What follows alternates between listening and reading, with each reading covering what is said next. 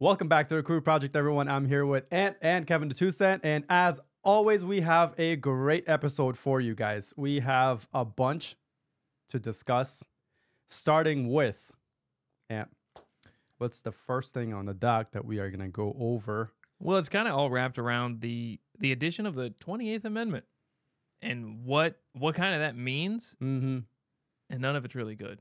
Right. It's not very prominent in the media right now. I don't know why more people are not talking about it. It looks great on paper, though. Yeah, maybe for some obvious reasons. But yeah, and a bunch of other things that kind of ties into that, including Russia, Ukraine, a bunch of other things that goes along with that FBI. So, but before we get to all of those topics, you smell that? Dark bark. Oceanwood motion.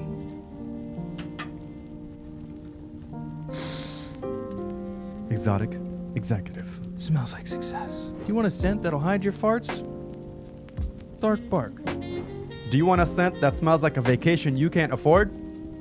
Oceanwood motion. Do you want a candle that'll hide the scent of your mistress? Exotic executive.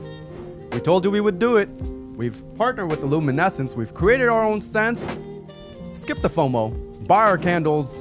We'll drop the link for you guys down below to check them out. Stay tuned. Guys, if you enjoy the content, please like, subscribe, share. It will help us greatly. And with that being said, let's dive into all of this. Let's dive into this possible 28th Amendment. Yep. So first, we have a video. I'll let you go ahead. You want to start? We have a video that goes along with what came out first. This isn't directly, but it ties into the 28th proposal amendment because it's not official yet. Yeah. So first and foremost, there was a whistleblower, FBI whistleblower, that came out, and his message was very interesting to the people, and we have a little clip of him saying all this. So let's play the clip of this FBI whistleblower. Jordan. Yes, sir. I would just say that I consider the hearing today my last act of service as a public servant for the United States of America. And I'll give you my professional opinion. I was an intel professional for our country for many years, and I would give recommendations, and I'd also look at indications and warnings. So I would offer this to the American people as my warning to them. Since this is a warning to the American people, I say, I personally have no confidence that the FBI will rein in its own conduct. I've been persecuted along with Garrett, Steve and Kyle, and countless other whistleblowers. It is my opinion that the Bureau used reprisal and fear to control the workforce. It has been a seemingly effective tactic. I personally believe that there are no current effective checks and balances against them conducting lawless action with any type of correction in a legitimate time frame. I welcome the work of the IG, but I think any type of lawless action, there's no legitimate time frame to rein them back in. Their ability to overclassify information can allow them to stonewall forever. To the American people, you have a duty as a citizen to vote, and I strongly urge you to do so. It's how you participate in the American experience. I know people have doubts about election integrity, but you must vote. It is your claim. Stake your claim and don't forfeit it willingly. Have your voice heard. My other recommendations are in the natural order. First, vote. The second is the Second Amendment. Arm yourself and know how to defend yourself. Make 3 to 4 friends in your neighborhood and promise to come to each other's mutual aid in times of hardship. And during the Great Depression, people stocked up a pantry. So I think that's a good practice, especially in our economic times, and make sure you have 3 to 4 months of food. And as a person of faith, I'd say pray the rosary, go to the First Friday devotions. That's for everybody, all my brothers and sisters of all faiths, and I know I'm Catholic, and read the gospel of our Lord and Savior, Jesus Christ, and live it every day. And that's all I have to say. Thank you for the time. You know, Mr. Allen, the fact that there are servants like you who have borne up under persecution, that a lot of people... That dude was scared. Yeah, thank you for mentioning that, because that was the first thing I noticed right off the bat. I was gonna say, are you guys noticing something? His voice, he was shaking. This dude was scared for his life to be up there. But kudos to him and praise to this guy that he had the cojones to come out there and give his last act of service over there. So, I mean, if this is not a message to the rest of the people, what I mean by that is the people that are in law enforcement. And I bet you he's not the only one. He's just said a few other names that are being persecuted for coming out. Yeah. So I bet you there's a ton more of people that know the corruption within all of these three-letter agencies and everywhere else. I mean, people need to come out more. I know it's going to be difficult. And yeah, you're going to lose your job and probably going to be persecuted, probably going to come after you. But if you come out, there's also a lot of people that will support, back you, and provide protection. People underestimate the amount of former military people, former special op people that are out there that completely oppose the corruption and the atrocities, honestly, that's going on within the government. Oh, yeah. They don't stand for that shit, and they don't stand with any of that shit. And they would be the first to get up and support these type of people and provide protection for these people. Yeah, there's quite a few. I've seen various videos of people, you know, I saw one guy who was, I don't know where he was at. He was at a council meeting for like a city or something. He dressed up like an old founding father. Yeah. He was a military veteran, you know, served tours and things like that, and talking about tyranny, corruption, and all this. And yeah, there's plenty of former military who are true Americans, you know, a real patriot, right, to what they actually took an oath for. And I mean, you know, that's like you said, it's really good for that guy, and I fear for his safety, in all honesty, because I mean, he just spelled it out black and white. These three-letter agencies have no checks, no balances. They are moving as they want, and they do as they please. Yeah. And there is not much between us and you to differentiate what they're going to do. And he said they even used a fear and scare tactic to continue. So he said a lot, but he did do very vague. But I'm sure if he couldn't. I mean, you heard the fear in his voice. Absolute scare. So if he's omitting some stuff, you guys can understand why I think he said enough for us to know the gravity of this corruption. And like, you know what is going on. The other thing it's hard is like, because he like starts to dive and like, you know, makes you stockpile, you know, protect yourself with your Second Amendment and know how to use it, and food, and in our economic status, in all honesty, he spoke to a very few people, because there's not that many that have that luxury. Have a community of people that you can be in contact with that will come to your even aid. that, just to have a stockpile of food. Yeah. At the very least, is a luxury these days, which is a crazy thing to say. Right. And it absolutely is true. To be able to have food enough stockpiled to know you have 3 months worth. Right. Absurd. That's thousands of dollars easily. Oh, yeah, of course. Dude, like less than 1 week's worth of groceries costs you about $1,000. And yeah, imagine you have kids, animals. Yeah, it's crazy, but it is a scary thought. And you know that a lot of people don't like to hear these scary things, but I mean, it's knowing how to create a plan for something like that, like he said, will help with that fear. Yeah. I feel like it would help with it. But if we started to dive a little bit in this, so how this kind of dives into the 28th Amendment. Yeah, how does this tie into it? Because Congress, because I was gonna say, like, the things that he was talking about the preparedness and all this, it's just suspicious to me. Very. Yeah. So, Congress, and this is the 28th Amendment part, Congress is pushing for a 28th Amendment before election called the Continuity of Government.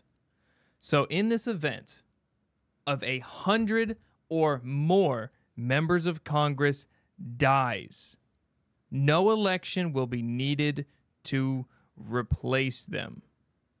They'll literally have members already selected on standby to replace those 100 plus Congress empty seats. So the government without will go on. Being elected, yes. So the government can go on as normal. So this is what I meant by it looks good on paper. Now you see that like, oh my, okay, yeah. If people die, we need to refill these quickly. And the last point on it, it's about like how they're kind of justifying this is, I don't know if I would call it justified, but they were saying this, we're doing this in the case of a mass casualty event, just to be prepared for some. Why would you say that? Why would? Right. What do they know? Why? That is the part that's kind of really the eye opener. That's why we said this FBI did what he said, kind of, because 3 months that's time. That's a big event. If you needed 3 months worth of food, that's a big event. That's, I don't want to speak on possibilities. It's just really fishy to me how FBI whistleblower says the same thing about being prepared for what mass casualty event possibly that the government is also kind of hinting at, and why they're pushing for a 28th Amendment. No, it all sounds really fishy. And if you guys don't know what this is about, well, look into it. Look into it, because this is all out there.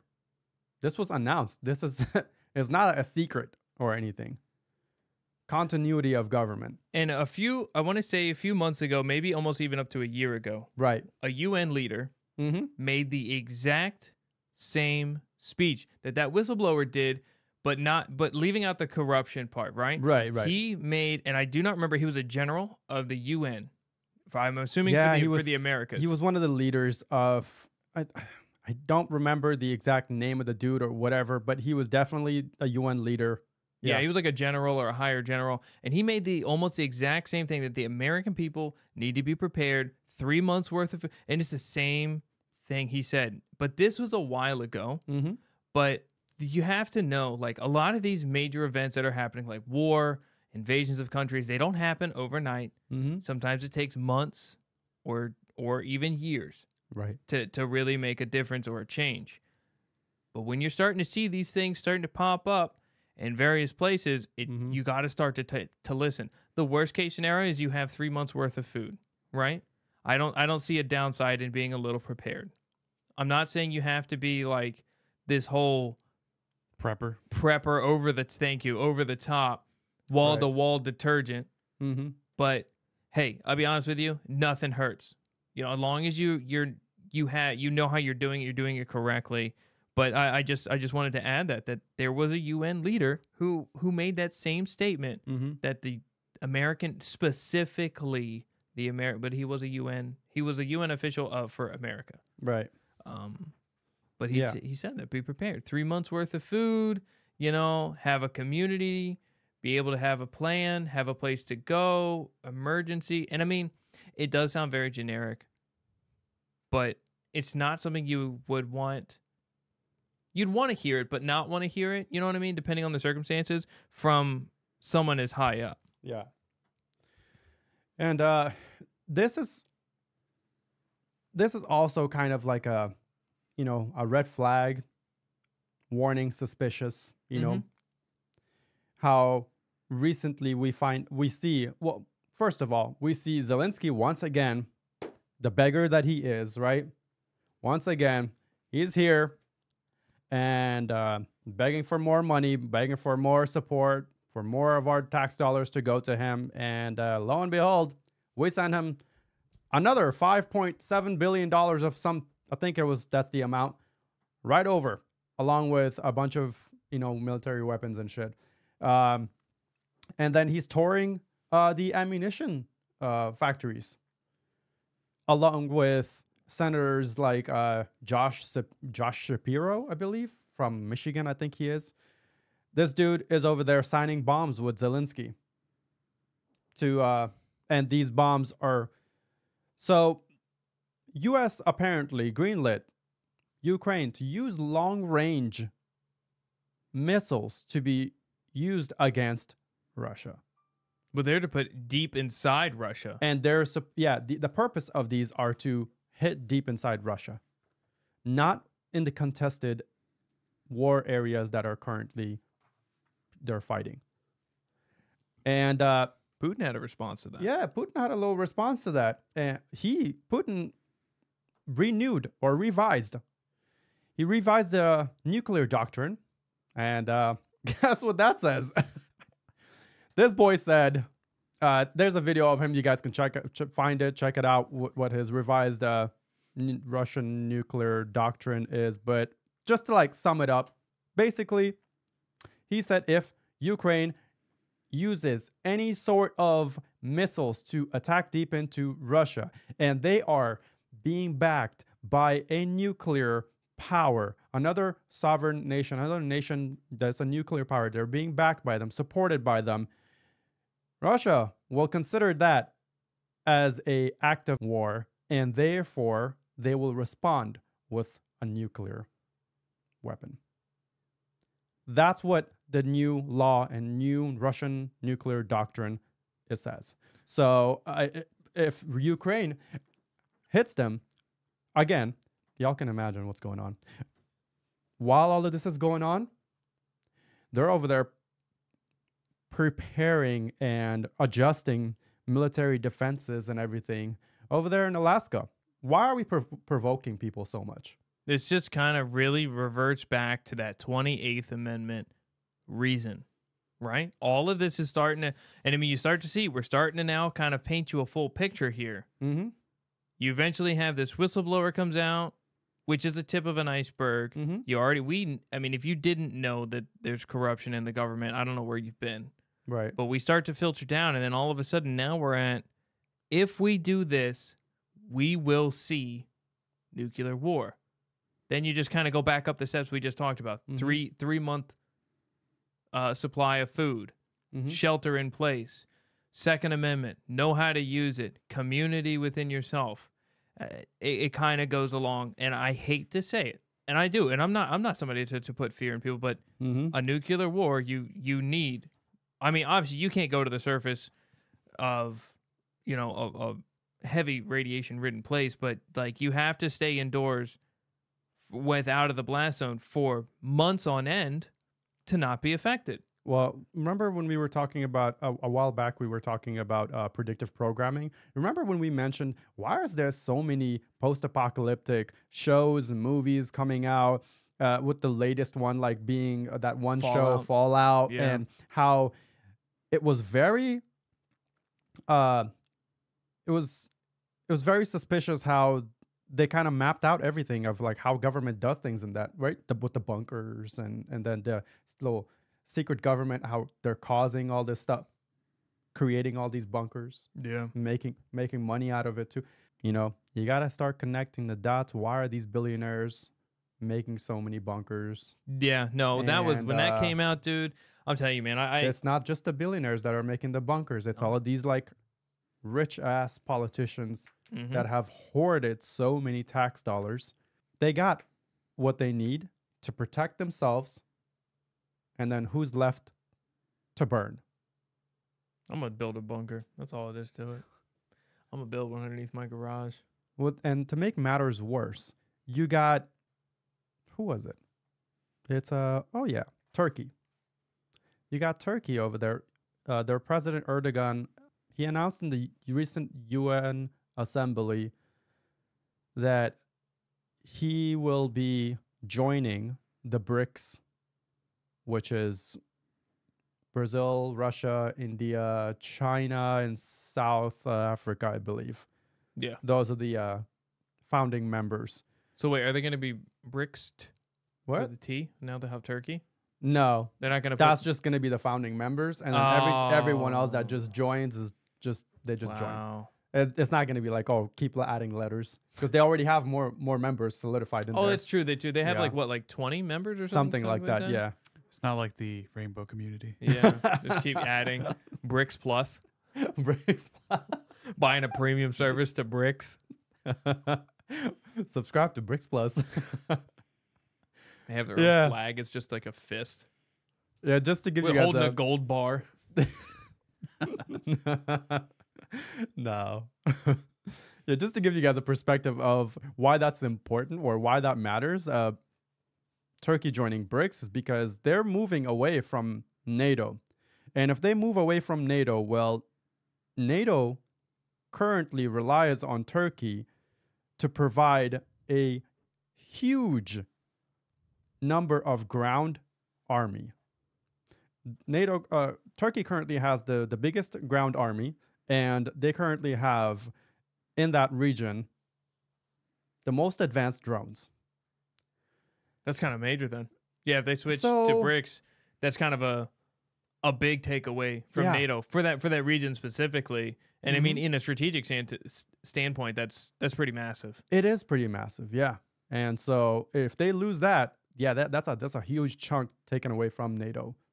Speaking of that UN conference, Netanyahu went absolutely off the rails. So far, after calling everyone there anti-Semitic bile and that they're all pretty much worthless, members, cabinet members or members of like different nations got up and left during or before he even got on there to speak. And it like speaks volumes, dude. As soon as he got up there, like, I don't know, like 30 plus people just got up and left. Dude, where afterwards, like the camera pans over to everyone else sitting over there. I thought the meeting was over. It was, there were so many empty seats. There was more empty seats than there were seated, than there was people seated. Yeah. So it just goes to show you that there's a huge number of nations, majority nations do not support this dude right now. And they don't like him. And for obvious reasons, honestly. And it's crazy for him to just be like, you guys are anti-Semitic. Like, come on, dude. Yeah. And like as we speak right now, what do we got on here? Yeah. As we speak right now, this was a couple days ago. So the last thing that we covered was the exploding pagers and all that shit. That was because we were, a while we hadn't recorded and whatever. So, but confirmed that the Lebanese military group leader, what was his name? Hassan Nasrallah. Hassan Nasrallah's body was found, and he is, he's dead. The way that they killed him was literally leveling an entire city block by dropping, what was the 20 plus bombs that were 5,000 pound bombs. Now, in comparison, on Gaza, they've been dropping 2,000 bombs relentlessly. Now, they did this in the span of like 24 to 48 hours. They dropped over 20 bombs, 5,000. So like more than double and then I mean, they got him. I guess it's like they got him. The explosions, dude. It looked like a small nuclear bomb went off there. Yeah.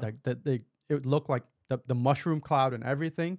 And then some were claiming, oh, that's because they hit a weapons depot. No, they didn't hit a weapons depot. It's just because they dropped a shit ton of really powerful bombs there, which is actually, get this, illegal by international law to drop that kind of bomb on any other nation that you're fighting against, because of the radius that it covers, potential and for casualty.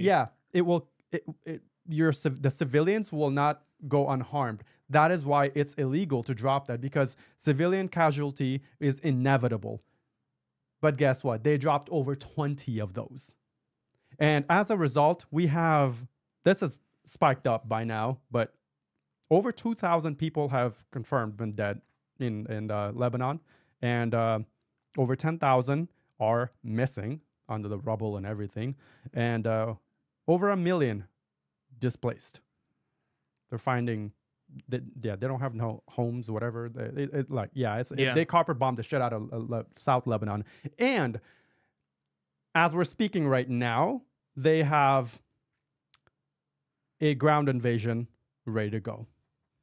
So I can't help but think, hold on, Are they invading Lebanon? Are they about to take over another nation? That Are they like- occupying another land? I thought they were fighting Gaza because Hamas, right? So is Hamas over there in Lebanon now? well, wasn't the leader of Hezbollah? Yeah, but the Hezbollah. So here's a little tidbit about the Hezbollah group. Okay, people don't know this because apparently everyone in the Middle East immediately, when you talk about them, they're a terrorist. Apparently, okay. So here's a tidbit because people don't talk about this and they refuse to believe this and they just don't want to acknowledge it. But the Hezbollah group, their origin is Lebanese people who took up arms in the mid 1980s when Israel at that time was the aggressors and occupying South Territory land of Lebanon. So when they were fighting them and they were trying to occupy that land, the Lebanese people, basically resistance army, took up arms and they were like, yo, get the hell out of our land. So they kicked them out of their land. And Israel is now trying to retake that land by invading them again. And that's who the terrorist group, quote, quote, Hezbollah group is. So any resistance army. Yeah, so it's like when the Russians, don't remember the year, right? But it's like when the Soviet Union were trying to take over Afghanistan at one point. Oh, and we created who was it? Taliban? No, the Mujahideen. Oh, this was before the Taliban. Yeah. Oh shit. And the Mujahideen Well, were... we made a couple of them, didn't we? Yeah. Oh, yeah. We've We made too many groups. And they were the ones fighting the Soviets. To kick them out of their land. But guess what? They were the resistance army of Afghanistan. Now, are they terrorists? So anyone, say, let me just put it into perspective really quickly, okay? Say China invades us tomorrow. And we have all of these military people, all these ex-military, Navy SEALs, whatever. So many of them, right? That are currently not active. They Take up arms. They all take up push arms. them out. Would they be terrorists? Yeah. Would they be considered terrorists? Would the Chinese label them as terrorists? Oh, these guys are terrorists and they're fighting the Chinese. It's a good point. It's a good point. That goes like very much into the point of like people forget history so quickly, and it can be easily misjudged, misguided, and kind of put into muddy waters very, very quickly. Like a lot of people don't, like when I said Taliban, a lot of people don't know we created the Taliban from the CIA to also fight Soviets. Yeah, many, many years ago. Most people don't know that. The other thing that I want to kind of dive into, and Kev, do you have that video? Berdeo. So while they were dropping these 5,000-pound bombs on Lebanon, this is the way that they justified the dropping of these bombs and the justification for killing all these civilians. That, it was inevitable. This is what they're doing. And so as a result, it was unavoidable to kill these civilians. So I have this video. And so this video, you'll see someone in the background talking about the video. And guess who they are? They are the cast of the PBD podcast. I have a few things to say about that, but go ahead and play the video first. Stop. That is what they've done in this particular community. And this is Israeli intelligence has found out where they are hiding missiles and other things. Keep it going now. This is the problem. They have chosen to make this a war around the citizens. Those are people living in apartments up there. And you got this missile launcher that's in the garage underneath. And Israel is proving it and showing all these things. I hope Israel can take care of herself with her own intelligence and using arms that we've given her. I don't want to see her. Okay. Please tell me, first and foremost, from that video, what do you recognize? What do you see? It's all 3D rendered. None of it's actually real. There's no photos, and it was all just like graphically made. And we're regular people, right? We're just regular people. So this was the evidence they gave? You heard him. Israel is proving that they have all of these weapons hidden in civilian homes, in their kitchens, in their showers, they even said, and this is how they're shooting. This motherfucker pulled a rocket launcher car out of a garage like it was Batman. What? Yeah, that was all 3D rendered. That was like not at all real. Like, there's got to be more. There's no more to that? No. This was the video that they posted online saying, this is our proof. We found this. This is how they justified that, oh, we hit them in this area because this is where they were shooting us from. And well, we if just they're didn't have a choice. Yeah, again, using the same rhetoric, right? Of they're using the civilians as shields. Same rhetoric. So you mean to tell me, okay, let me back up real quick, okay? Let me back up real quick. They're able to identify with people and pinpoint them with their AI technology and shoot rockets at them. So you're telling me they can't make a quick little animated video of fake shit that they can use as proof, quote, quote? But they can't give you actual pictures of, like, but they locations? can't give you, yeah. Where's the satellite pictures?